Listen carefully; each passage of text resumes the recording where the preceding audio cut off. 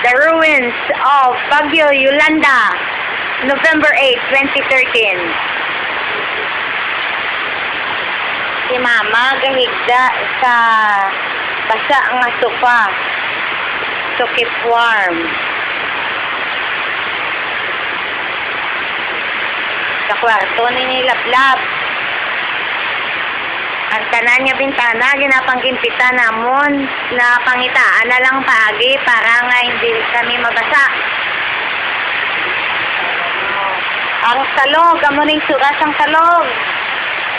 Na amo ni kabasa ang sulod sang balay. Silabla, bare sa kusina, gapang limpyo. Pasagit. Ang mga humay, ginhalin. O, aring sulod sang kwan bintana, tahos ang ulan.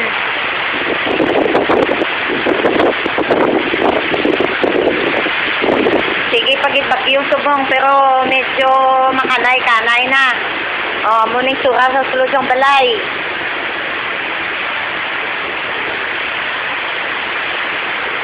Diri sa kwarto ni Mama, kag-ina. Inatago ko din si Mama. Yapuko pa na di ang sopa. Tapos, lo and behold, look at the roof. Natumba ang lube. Nagkabiyasa ng ulo ni Mama. Ako naigo sa likod sang buko. Praise the Lord. Huwag man kami na ano. Ari ang piyak na room. Basa lang sang tubig. Yes. Wala man kayo ki-damage. Makadto kita sa sagwa. Okay, amo ni ang view sa sagwa. Ang similina nga lapit sa bomba, kalbo na. Ang nara, masipak ang iya nga mga sanga. Ang balay namon nga ginapatindog, mayo lang kaya pa natapos. Ang bomba, ariho, lupog. Oh, ang langka, diri supad sang balay mo ni Suraya. Ang marang, ang durian, ang mga mahugani sa likod, kalbo. Ara, puro na lang gatindog, piso, way na mga sanga, punggol. Ang lubi, oning lubi nga natumba ba, mayo lang kay wala natumba sa balay. Diri lang gid sa kilid na yon. Oh. Diri sa tubang sang teres, pila ka lubi ang natumba nga nagtupa sa balay. Ato amon payago. Si Dudoy ga panapas ang tanan niya kahoy nga natumba. Ang amon niya kusina wala na atop. Ginlupad. Oh, amo ini ang lubi nga nagtanday sa balay. Nga naglusot ang sulod sa likod sa kwarto ni Mama. Igo kami ni Mama.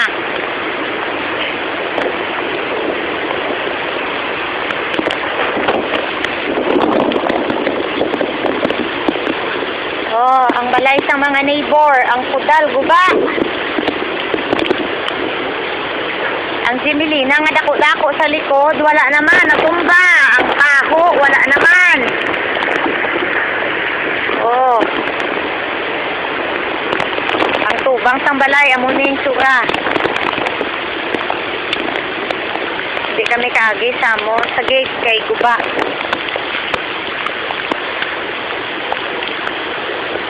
Dudoy na ga. Bang hagbasang mga kahoy nga nagakalatong bagin hawanan ng dalan. Wala pa kami kakaon. Ang amon nga sulod sang Changi. Anaw, part 2. Sulod lang sang balay namon.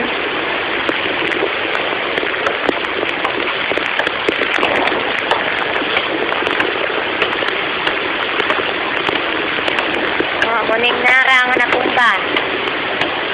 Sipak.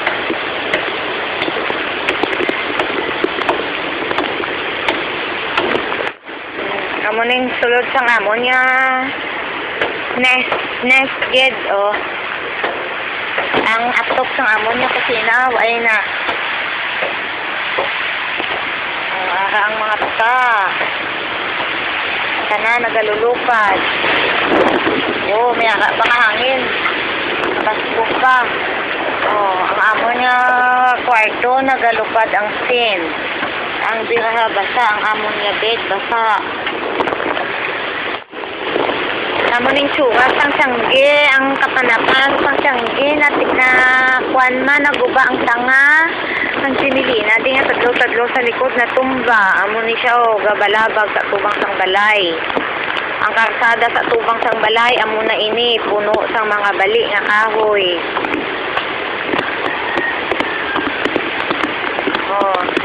Ang ari sa tabok anday madel. Ila kudal guba man. Ari pagid ang isa ka Jimelina nga nabali. Rini nga na inapit sa tamburong, nagaharang sa dalan. Ang amon balay, amuna na ang guwa niya. Puro na siya kahoy. Tumbahan sang kahoy. Ang mga mahugani nga dapat tuktuan, hindi na kinanglan tuktuan. Kaya ara na, nagkalatumba. Ay. This is the evidence of Yolanda's strength. Bye. Helmet.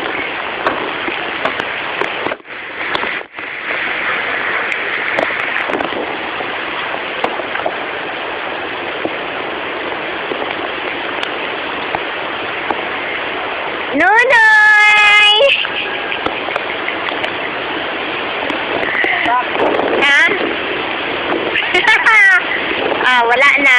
Ang distriya namon gasolina. Poste na lang bilhin.